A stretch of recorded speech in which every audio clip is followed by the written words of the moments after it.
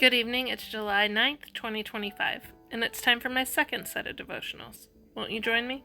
And celebrate recovery, healing from hurts, habits, and hang-ups. Day 190. Tie a new knot. Sin shall no longer be your master, because you are not under the law, but under grace.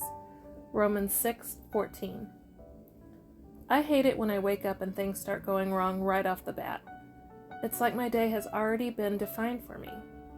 The other morning, I woke up as usual and got ready to go for my workout. I put on my tennis shoes, pulled the laces tight, and my lace broke. I thought to myself, great, I can see this is going to be a crappy day. I could have let that little shoelace incident ruin the day for me and everyone I encountered, but as soon as I thought about the crappy day ahead, I remembered that Jesus Christ defines my life now, not my shoelaces. He has given me the grace to make a good choice rather than react to everything that happens. I decided to forget about the top holes, pull up the slack in my laces, and tie a new, smaller knot. After that, I was ready to work out and have a glorious day. It's all about choosing to act rather than react. We can't change the things that happen to us, but we can choose to be a victim of them or a victor over them. Prayer. Lord, thank you for teaching me that I don't have to be a victim of my circumstances.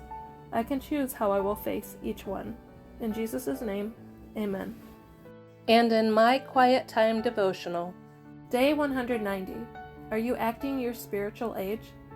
I planted the seed in your hearts, and Apollos watered it, but it was God who made it grow.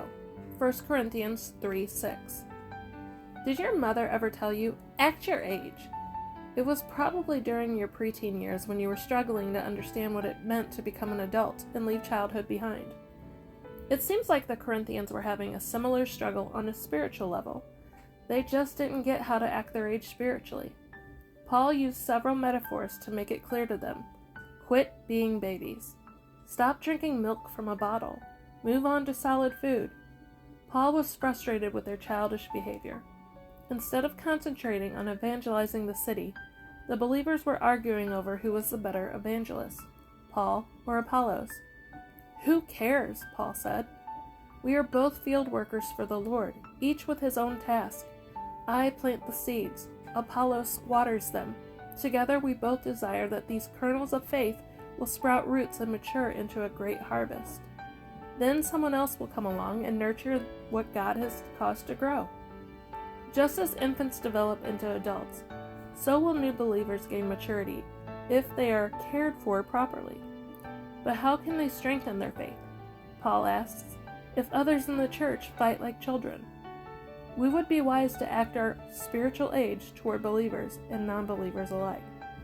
How mature are you as a believer?